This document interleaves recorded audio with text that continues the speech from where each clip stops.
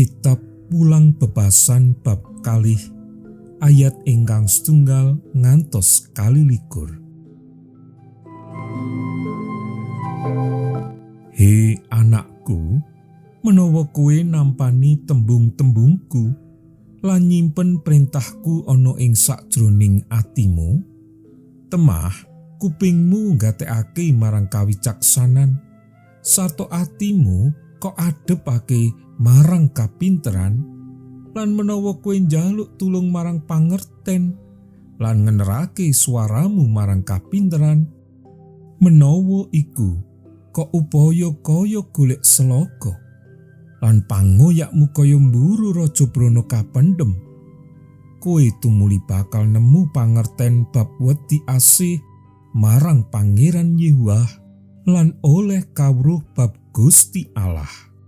Awit dene Sang Yehuwah kang paring kawicaksanan saka ing lesane miyos kawruh lan kapinteran. Panjenengane nyawisi pitulungan marang wong kang jujur. Panjenengane iku dadi tetamenge para wong kang lakune tanpa cacat, kambinjaki lakuning kaadilan lan ngreksa lakune para kagungane, yaiku wong kang padha setya. Mangkono dadine kowe bakal ngerti bab kabeneran, kaadilan lan kajujuran, malah sarupane dalan kang becik. Awit dene kawicaksanan bakal lumebu ing atimu, sarta kawruh iku bakal nyenengake nyawamu.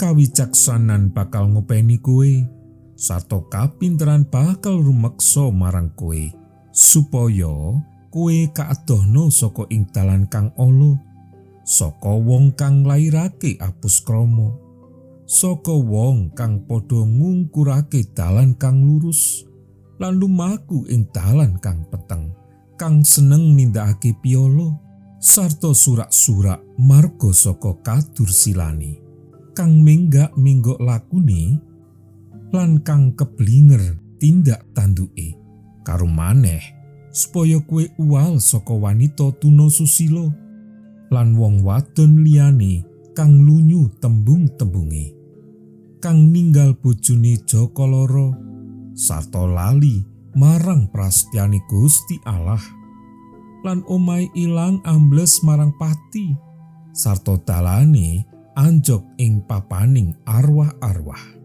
Sapa kang marani wong iku ora bisa bali lan ora bisa tumeka ing dalaning urip, mulane lumaku ing dalane wong kang becik, niluwa lakune wong mursid.